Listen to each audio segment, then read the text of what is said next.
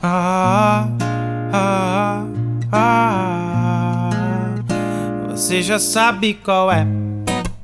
Quando você vê o meu sinal, tá na hora de meter o pé pra minha casa. E não é pra ir tomar café, você já sabe qual é. É só ir seguindo a marginal, passa o shopping Tatuapé, já tá em casa. E não é pra ir tomar café, tem café, mas prefiro um chá, que é pra relaxar e te deixar louca. Tem café, mas prefiro um chá, que é pra relaxar e te deixar louca. Tem café, mas prefiro um chá, que é pra relaxar e te deixar louca. Tem café, mas prefiro um chá, que é pra relaxar e te deixar louca. Eu gosto quando você fica louca, fica assanhada, fica toda solta. Não faz gracinha pra tirar a roupa, quer vir por cima e comandar a porra toda. E por mim não tem por que parar, e por mim pode continuar. Se é o que cê quer fazer, então faça. Seguir todas as regras deixa a vida sem graça. Eu não sei quem inventou a vodka, mas que invenção de outro patamar.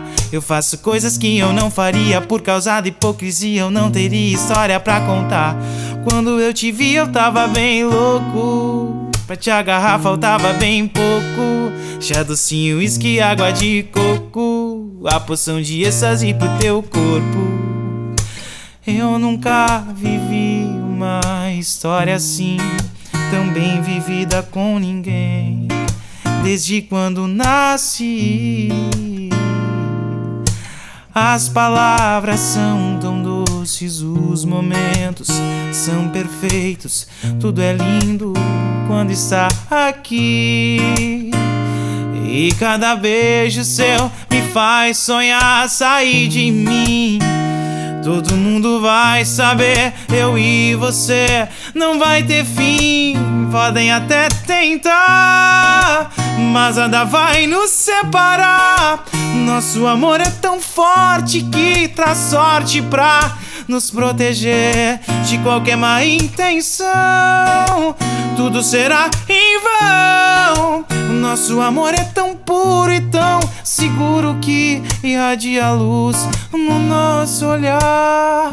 Eu nunca vivi uma história, eu nunca vivi uma história assim pra ficar gravada na memória. Eu nunca vivi um amor assim, eu nunca vivi uma história, eu nunca vivi uma história assim pra ficar gravada na memória. Eu nunca vivi.